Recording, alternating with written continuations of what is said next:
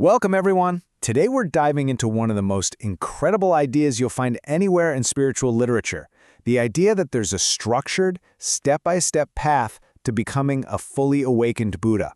And we're not talking about some vague, fuzzy goal. This is like a detailed curriculum for transforming consciousness itself. So, that brings up a big question, right? Is enlightenment just this sudden lightning strike of insight that happens out of the blue? Or is it more like a deliberate journey, something you could follow with a map? Well, according to some of the most detailed ancient texts out there, the answer is crystal clear. There's a map. And our guide for this whole explainer comes from the Yogacara Bhumi Shastra. Now that's a mouthful, I know, but it basically translates to the discourse on the stages of yogic practice. And this text is just amazing. It gives us a complete blueprint, a 7-stage framework that shows exactly how an ordinary person can become a bodhisattva and eventually a Buddha. So, here's how we're going to walk through that map today. First, we'll look at the overall blueprint. Then we'll see how this whole epic journey gets started. We'll explore the absolutely pivotal vow that changes everything. Then dive into the practices that perfect the bodhisattva. And finally, we'll see what it looks like to arrive at that ultimate shore. Okay, first up, the Bodhisattva's blueprint. The whole path is meticulously broken down into 7 very distinct stages. In Sanskrit, they're called bhumis, which you can translate as grounds or levels. You can really think of each one as a profound new level of understanding and ability. So here it is, the entire map, all at once. It starts with what's called the nature ground, which is all about recognizing that potential you already have inside you. And it goes all the way up to the ultimate attainment ground, which is, the final perfection of Buddhahood. It's a complete journey from a single seed to a fully bloomed flower. So where does a journey this immense even begin? Well, the first 2 grounds are all about building a really solid foundation. It's where you spot the potential, and then you start the real prep work. Okay, so ground 1, nature, is about having that aha moment, seeing that the seed of enlightenment is already there, inside you. That's the starting line. Then you move to ground 2, aspiring practice, where you actually start to water that seed. The texts call this gathering your spiritual provisions. The merit and wisdom you're going to need for the road ahead. It's like spotting your destination on a map and then starting to pack your bags for a really, really long trip. Now the third ground, this is a huge turning point. This is where everything shifts. The Bodhisattva's motivation goes through this radical change, and it hardens into an unbreakable resolve that comes from this just immense place of compassion. And here is where the path takes a turn you would just never expect. The Bodhisattva's compassion becomes so deep that they willingly vow to stay in the realms of suffering, the very places that everyone else is desperately trying to escape. They actually start to see these painful realms as their home, all so they can help others. The goal completely flips from, I need to get enlightened, to, we all need to get enlightened. And the scripture captures this vow so powerfully. It says, to eliminate the suffering of all sentient beings, I wish with pure intention to receive and bear the karmic fruit of their suffering myself. Just think about that. That is the ultimate act of empathy and courage. It's a complete rewiring of your entire spiritual purpose. And here's where it gets really fascinating. This connection between the mind and the body is so key. The text says that this internal shift, this pure intention, is so powerful that it actually starts to show up on the outside.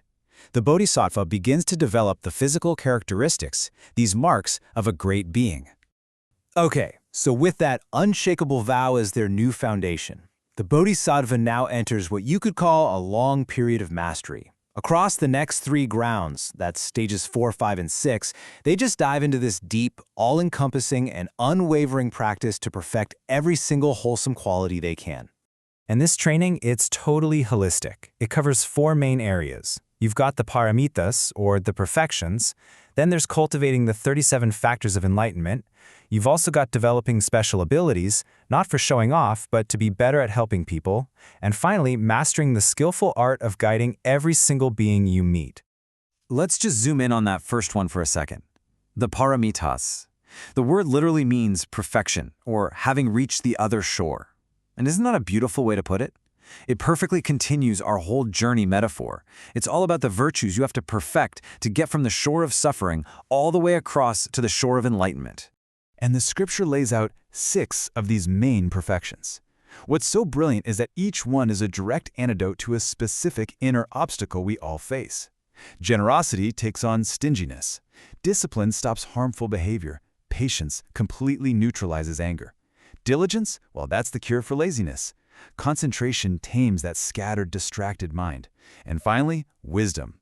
Wisdom cuts right through the very root of all our problems, ignorance. And at last, after eons of practice and this incredible journey, we arrive.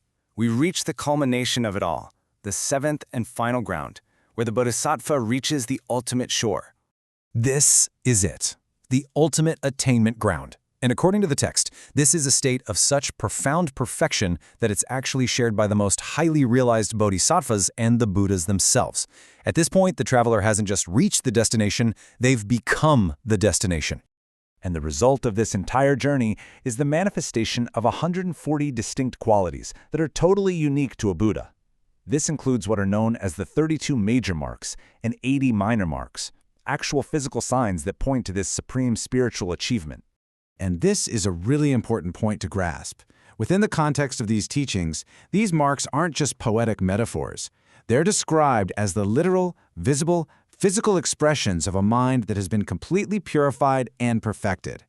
And the descriptions of these marks are both beautiful and incredibly detailed. For instance, they talk about a 1,000-spoked wheel appearing on the soles of the feet, or a soft curl of white hair between the eyebrows that actually radiates light. And the Ushnisha, which is this protuberance on the crown of the head that symbolizes the attainment of the highest wisdom. So, as we've seen, this Bodhisattva's path is a complete, structured, and frankly, breathtaking journey. It's a gradual unfolding, a total transformation that takes a being from just recognizing a tiny seed of inner potential all the way to the ultimate perfection and the full flowering of complete, universal Buddhahood. And that kind of leaves us with one final thought to chew on.